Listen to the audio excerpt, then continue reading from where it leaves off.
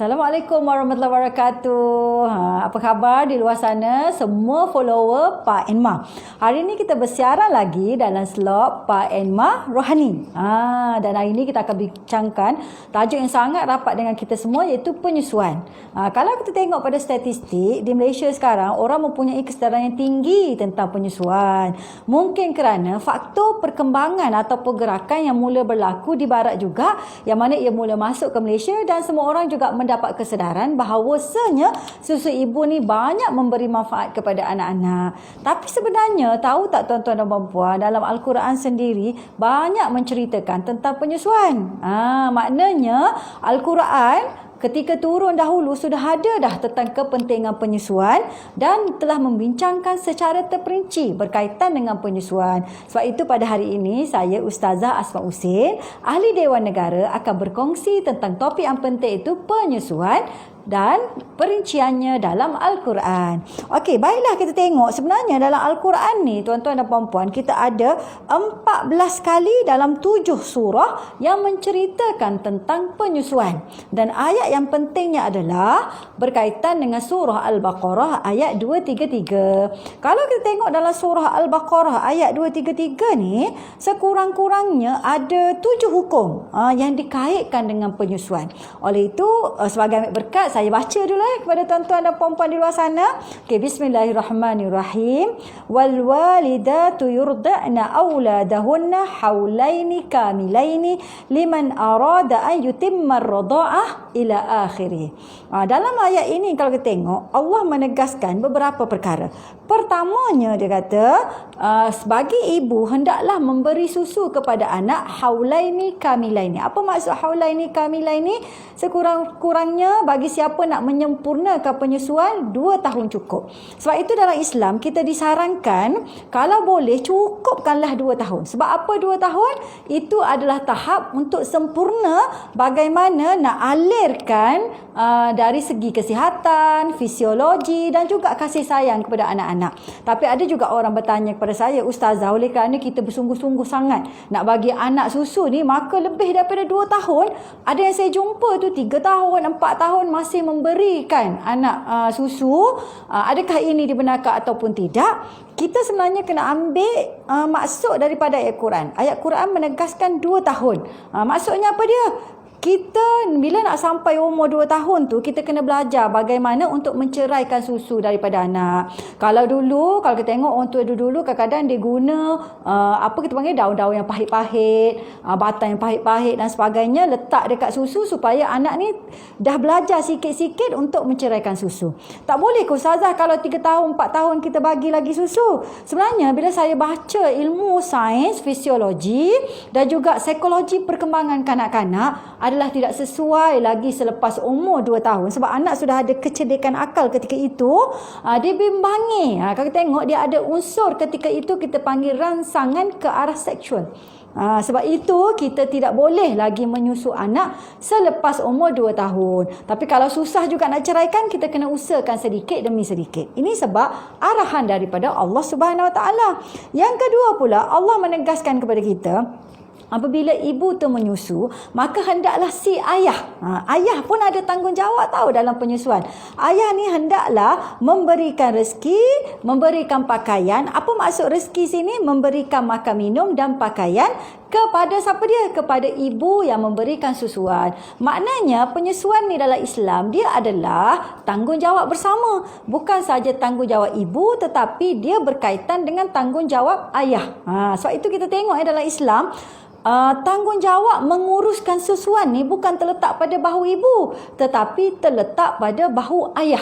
Ayah yang kena memastikan anak-anak ni disusukan dengan cara yang betul, anak-anak ni disusukan dengan susu yang terbaik. Dan kalau misalnya seorang ibu ni dia tak mampu nak memberi susu kepada anaknya, mungkin faktor kesihatan, mungkin mengandung sekali lagi dan sebagainya, maka ketika itu si ayah ni boleh mencari ibu susuan lain. Bukan mencari ibu susuan lain ni. Ada orang suka joke, ustazah kalau gitu kita kahwin satu lagi lah.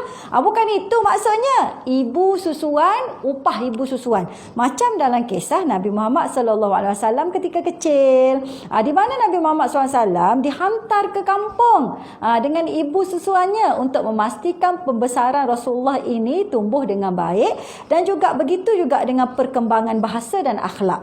Maknanya sangat penting seorang ayah ni menguruskan susu anak supaya anak ni dapat susu yang terbaik dan juga pengaruh yang baik daripada penyusu. Ini sebenarnya disebutkan dalam Al-Quran. Seterusnya Allah sebutkan lagi dalam ayat yang seterusnya, ayat sama juga tapi hukum yang ketiga, apabila menguruskan tentang susuan antara ibu dengan ayah, janganlah kita menyebabkan kesusahan. Contohnya si ibu memberi susuan sampai menyusahkan ibu. Macam mana contohnya? Saya pernahlah dapat satu kes bagaimana seorang ibu ni, dia dinasihatkan oleh seorang doktor ni supaya tidak memberikan susuan kepada anak kerana dia ada penyakit. Saya tak ingat penyakit apa dia, tetapi dia tak bolehlah bagi. Tapi oleh kerana dia rasakan bahawasanya dia bertanggungjawab, dia berdosa, sebab dia kaitkan dengan dosa tu, dia tetap bagi juga kepada anaknya. Sedangkan dalam Quran sebut, kalau misalnya keadaan itu menyusahkan ibu, tak perlu.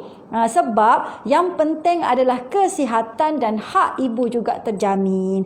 Begitu jugalah kalau dalam proses menguruskan susu itu, ayah merasa terbeban. Mungkin bagi setengah orang berlumba-lumba membeli susu yang mahal, bercakap di antara satu sama lain. Contohnya dalam kes tertentu, anak ni mungkin tak dapat susu sepenuhnya daripada ibu, campur-campur lah. Mungkin lepas tahun kita kena campur. Sebab mengikut doktor pun kita digalakkan untuk campur dengan makanan pejal seawal 6 bulan ke atas.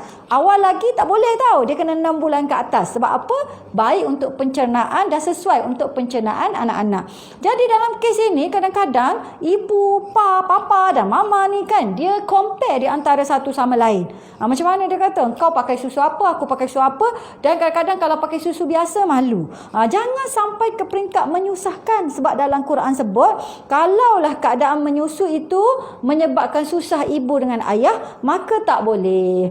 Dan seterusnya, hukum seterusnya, sekiranya lah berlaku apa-apalah dalam antara pa dengan ma. Contohnya salah ibu tu mungkin meninggal dunia ataupun bercerai, tidak dapat menyusukan kerana faktor-faktor tertentu, maka ayah pula tak ada contohnya, maka ketika itu dalam Quran sebut wa 'alal warisi mithlu zalik. Dia kata waris yang bertanggungjawab untuk menguruskan penyusuan bagi pihak anak ini. Maknanya kalau ada pak saudara, datuk, nenek kena ambil tahu juga tentang penyusuan anak-anak.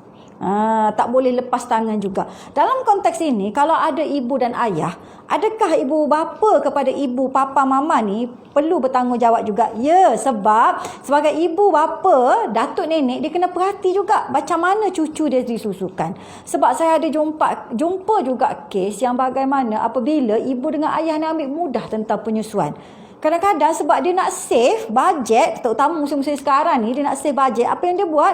Dia ambil je susu dewasa, lepas tu bancur bagi je dekat anak dia. Dia kata tak apa, besar juga macam orang lain.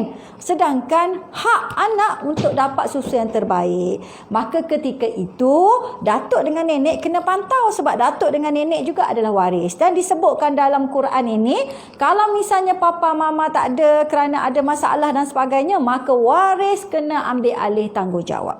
Okey, seterusnya, sekiranya ibu dengan ayah tu fa in arada fisalan. Maksudnya apa dia? Sekiranya kedua-dua tu berhasrat untuk memutuskan penyusuan ataupun nak berpisah di antara satu sama lain, contohnya dengan kaedah taradin, redha di antara satu sama lain, dan tasyawur dengan kaedah musyawarah. Maka mereka bincang-bincang, ginilah maknanya kita dah tak boleh menyusu mungkin sebab faktor tertentu, maka tidak ada masalah. Dibenarkan dalam Islam. Maknanya boleh, tak ada masalah. Maknanya ibu bapa ni dalam kes penyusuan ni, dia kena banyak proses perbincangan. Dan seterusnya Al-Quran sebut lagi, wa in aradtum an tastardi'u auladakum fala junaha alaikum. Sekiranya kamu semua ni pula nak bagi orang lain menyusu anak kita, pun tidak ada masalah. Dalam Quran sebut Dan hendaklah kita bagi anak itu dengan cara bil ma'ruf, dengan cara yang baik. Apa maksud cara yang baik? Ambillah daripada iktibar kisah Rasulullah sallallahu alaihi wasallam. Pilihlah orang yang menyusu anak kita ni akhlaknya baik, bahasanya baik, suasananya baik. Kalau boleh yang paling bagus kita pilih, supaya anak kita itu daripada darah daging penyusu itu akan tumbuh daging yang baik pada anak kita. Dan ini dibenarkan di dalam Al-Quran. Okey, baiklah. Ini berkenaan dengan surah Al-Baqarah ayat 233. Sebenarnya dalam Al-Quran ada banyak lagi ayat Al-Quran saya sebutkan tadi berkaitan dengan penyusuan. Contohnya lagi dalam surah At-Talaq ayat 6. Allah katakan begini. Dia kata ni kepada papa, bukan kepada mama tapi papa. Dia kata, kemudian jika mereka menyusukan anak untuk kamu, maka berikanlah kepada mereka upahnya. Maknanya apa dia? Dalam Islam ni, dia minta kalau boleh seorang suami ni, kalau seorang isteri menyusu, boleh nak bagi upah. Tapi tak adalah sampai ke peringkat wajib. Kalau wajib jenuh lah kan. Satu hari menyusu contohnya 5 kali. Kita buat kali terus. Abang, hari ni 5 kali RM50. Satu penyusuan RM50. Jenuh suami nak bayar setiap hari sampai 2 tahun tu kan. Tak, dalam konteks yang macam mana? Berundinglah di antara kamu. Kalau nak bagi upah pun boleh, tak nak bagi upah pun tak apa. Tapi sebenarnya saya pun pernah dengar orang dulu-dulu memang dia bagi upah pada isteri bagi yang berkemampuan. Contohnya, dia kira satu hari nyusu RM2. RM2 dulu saya rasa mungkin RM10 lah sekarang kan. Jadi maknanya dia bagi nafkah lah kepada isteri dia apabila isteri dia menyusu. Tetapi dengan syarat berunding di antara satu sama lain dengan cara yang baik. Maknanya di samping kita bagi nafkah dari sudut makan, minum, pakai, mungkin upah dan sebagainya, sangat penting konteks perundingan ini ditekankan oleh papa dan mama. Apa maksudnya? Ketika kita menyusu ni kadang-kadang dia sangat berkaitan dengan emosi seorang ibu. Kadang-kadang ibu ni dia memang nak susukan anak dia, tetapi emosi terganggu, stres dengan kerja. Lepas tu mungkin bagi orang kerja sendiri bila mengandung, lepas tu tak boleh kerja betul-betul. Bila beranak tak boleh kerja betul-betul. Menyusu pula dengan keadaan fikiran macam-macam, maka stres. Ketika itu si suami kena berusaha untuk mengurangkan stres isteri, untuk memastikan macam mana supaya susu itu dapat diberi secara terbaik kepada anak-anak. Dan kena ingat, bila seorang ibu dia bagi susu kepada anak dia, itu adalah proses pengaliran kasih sayang. Selain daripada proses pengaliran darah percantuman suami isteri, ia adalah kasih sayang. Masa kita menyusu tu, kita tengok anak kita, kita baca zikir contohnya Ya Latif, Ya Latif, Ya Latif, supaya anak ni lembut, membesar. Baca surah Luqman contohnya supaya anak kita ni jadi seorang yang cerdas di dunia dan akhirat. Itu tujuannya. Tapi kalau ibu ni kena fikir semua benda, susu pun dia kena cari, menyusu dia kena buat, lepas tu tugas rumah dia kena cari, lepas tu harta dalam rumah pun dia yang kena cari nafkah sendiri. Bagaimana proses tu untuk diberi kepada anak dengan cara yang terbaik. Sebab itu bapa tak boleh sekali-kali lepas tangan dalam soal penyusuan. Okey, akhir sekali saya nak sentuh juga dalam ayat Al-Quran. Menyusu ini dikaitkan dengan apa dia? Dikaitkan juga dengan mahram nasab. Iaitu apa dia? Kalau dah menyusu, contohnya bukan anak kita, anak orang lain, maka anak tu boleh jadi anak susuan, kita adalah mak susuan. Ini sangat penting, nanti saya ulas dalam episod seterusnya nanti. Dan yang paling penting juga, bila menyusu, ia dikaitkan dengan tanggungjawab anak kepada ibu. Sebab tu dalam hadis sebut, nak taat pada siapa? Ibu, ibu, ibu 3 kali, kemudian ayah. Kerana apa? Kesusahan mengandung, kesusahan menyusu dan sebagainya. Sebab itulah ibu berhak untuk mendapat ketaatan daripada anaknya. Ini sebenarnya kita tengok bagaimana detail sekali Allah cerita tentang penyusuan. Jadi apabila tuan-tuan, papa-papa, mama-mama baca tentang ayat Quran ini, semoga kita dapat kesedaran tentang penyusuan. Penyusuan ini bukan satu trend, bukan satu gerakan, tetapi sebenarnya ia adalah arahan daripada Allah Subhanahu Wa Taala. Insya-Allah kalau kita ikut arahan Allah, keluarga kita akan dapat berkat. Yang paling penting, anak yang disusui oleh papa dan mama, mama yang susukan, papa yang support akan dapat berkat daripada Allah Subhanahu Wa Taala. Baiklah, nampaknya kita berhenti dulu di sini dan kita akan sambung pada slot minggu depan pada waktu yang sama, iaitu slot apa dia? Pa dan Ma Rohani. Jangan lupa kita jumpa lagi. Assalamualaikum warahmatullahi wabarakatuh. Assalamualaikum warahmatullahi wabarakatuh. Apa khabar di luar sana semua follower Pak and Ma? Hari ini kita bersiaran lagi dalam slot Pak and Ma Rohani. Dan hari ini kita akan bincangkan tajuk yang sangat rapat dengan kita semua, iaitu penyusuan. Kalau kita tengok pada statistik di Malaysia sekarang, orang mempunyai kesedaran yang tinggi tentang penyusuan. Mungkin kerana faktor perkembangan atau pergerakan yang mula berlaku di barat juga, yang mana ia mula masuk ke Malaysia dan semua orang juga mendapat kesedaran bahawasanya susu ibu ni banyak memberi manfaat kepada anak-anak. Tapi sebenarnya tahu tak tuan-tuan dan puan-puan, dalam Al-Quran sendiri banyak menceritakan tentang penyusuan. Maknanya Al-Quran ketika turun dahulu sudah ada dah tentang kepentingan penyusuan dan telah membincangkan secara terperinci berkaitan dengan penyusuan. Sebab itu pada hari ini saya Ustazah Asma Husin, Ahli Dewan Negara, akan berkongsi tentang topik yang penting, itu penyusuan dan perinciannya dalam Al-Quran. Okey, baiklah kita tengok sebenarnya dalam Al-Quran ni tuan-tuan dan puan-puan, kita ada 14 kali dalam 7 surah yang menceritakan tentang penyusuan. Dan ayat yang pentingnya adalah berkaitan dengan surah Al-Baqarah ayat 233. Kalau kita tengok dalam surah Al-Baqarah ayat 233 ni, sekurang-kurangnya ada 7 hukum yang dikaitkan dengan penyusuan. Oleh itu sebagai ambil berkat, saya baca dulu kepada tuan-tuan dan puan-puan di luar sana. Okey, bismillahirrahmanirrahim. Wal walidatu yurda'na auladahunna haulaini kamilaini liman arada an yutimma ar-radha'ah ila akhirih. Dalam ayat ini kalau kita tengok, Allah menegaskan beberapa perkara. Pertamanya dia kata, bagi ibu hendaklah memberi susu kepada anak haulaini kamilaini. Apa maksud haulaini kamilaini? Sekurang-kurangnya bagi siapa nak menyempurnakan penyusuan 2 tahun cukup. Sebab itu dalam Islam kita disarankan kalau boleh cukupkanlah 2 tahun. Sebab apa 2 tahun? Itu adalah tahap untuk sempurna bagaimana nak alirkan dari segi kesihatan, fisiologi dan juga kasih sayang kepada anak-anak. Tapi ada juga orang bertanya kepada saya, Ustazah, oleh kerana kita bersungguh-sungguh sangat nak bagi anak susu ni, maka lebih daripada 2 tahun, ada yang saya jumpa tu 3 tahun, 4 tahun masih memberikan anak susu. Adakah ini dibenarkan ataupun tidak? Kita sebenarnya kena ambil maksud daripada ayat Quran. Ayat Quran menegaskan 2 tahun. Maksudnya apa dia? Kita bila nak sampai umur 2 tahun tu, kita kena belajar bagaimana untuk menceraikan susu daripada anak. Kalau kita tengok orang tua dulu kadang-kadang dia guna apa kita panggil daun-daun yang pahit-pahit, batang yang pahit-pahit dan sebagainya, letak dekat susu supaya anak ni dah belajar sikit-sikit untuk menceraikan susu. Tak boleh ke Ustazah kalau 3 tahun, 4 tahun kita bagi lagi susu? Sebenarnya bila saya baca ilmu sains, fisiologi dan juga psikologi perkembangan kanak-kanak, adalah tidak sesuai lagi selepas umur 2 tahun. Sebab anak sudah ada kecerdikan akal ketika itu, dia bimbangi. Kalau kita tengok dia ada unsur ketika itu kita panggil rangsangan ke arah seksual.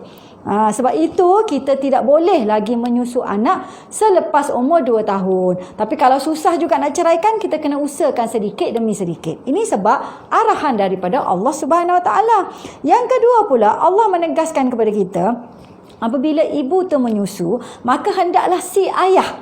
Ayah pun ada tanggungjawab tahu dalam penyusuan. Ayah ni hendaklah memberikan rezeki, memberikan pakaian. Apa maksud rezeki sini? Memberikan makan, minum dan pakaian kepada siapa dia? Kepada ibu yang memberikan susuan. Maknanya penyusuan ni dalam Islam, dia adalah tanggungjawab bersama. Bukan saja tanggungjawab ibu, tetapi dia berkaitan dengan tanggungjawab ayah. Sebab itu kita tengok dalam Islam, tanggungjawab menguruskan susuan ni bukan terletak pada bahu ibu, tetapi terletak pada bahu ayah. ayah yang kena memastikan anak-anak ni disusukan dengan cara yang betul, anak-anak ni disusukan dengan susu yang terbaik. Dan kalau misalnya seorang ibu ni dia tak mampu nak memberi susu kepada anaknya, mungkin faktor kesihatan, mungkin mengandung sekali lagi dan sebagainya, maka ketika itu si ayah ni boleh mencari ibu susuan lain. Bukan mencari ibu susuan lain ni. Ada orang suka joke, Ustazah kalau gitu kita kahwin satu lagi lah. Bukan itu maksudnya. Ibu susuan, upah ibu susuan. Macam dalam kisah Nabi Muhammad SAW ketika kecil. Di mana Nabi Muhammad SAW dihantar ke kampung dengan ibu susuannya untuk memastikan pembesaran Rasulullah ini tumbuh dengan baik, dan juga begitu juga dengan perkembangan bahasa dan akhlak.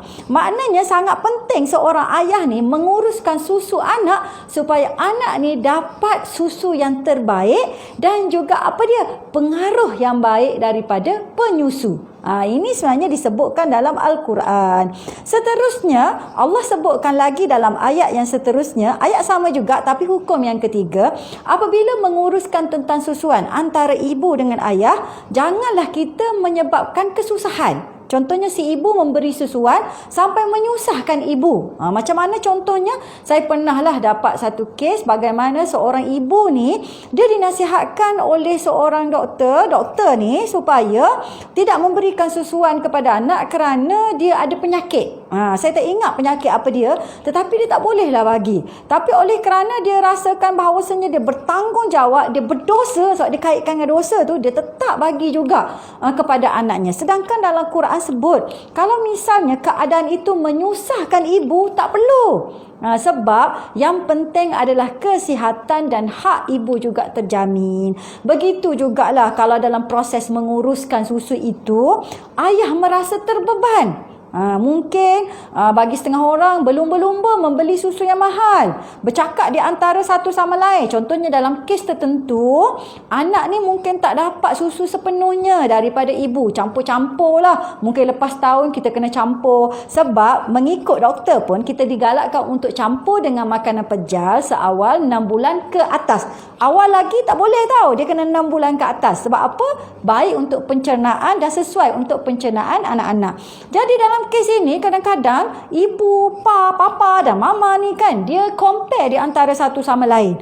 Macam mana dia kata, kau pakai susu apa, aku pakai susu apa, dan kadang-kadang kalau pakai susu biasa malu. Jangan sampai ke peringkat menyusahkan, sebab dalam Quran sebut kalaulah keadaan menyusu itu menyebabkan susah ibu dengan ayah, maka tak boleh. Dan seterusnya, hukum seterusnya, sekiranya lah berlaku apa-apalah dalam antara pa dengan ma. Contohnya salah ibu tu mungkin meninggal dunia ataupun bercerai, tidak dapat menyusukan kerana faktor-faktor tertentu, maka ayah pula tak ada contohnya, maka ketika itu dalam Quran sebut wa 'alal warisi mithlu zalik. Dia kata waris yang bertanggungjawab untuk menguruskan penyusuan bagi pihak anak ini. Maknanya kalau ada pak saudara, datuk, nenek kena ambil tahu juga tentang penyusuan anak-anak.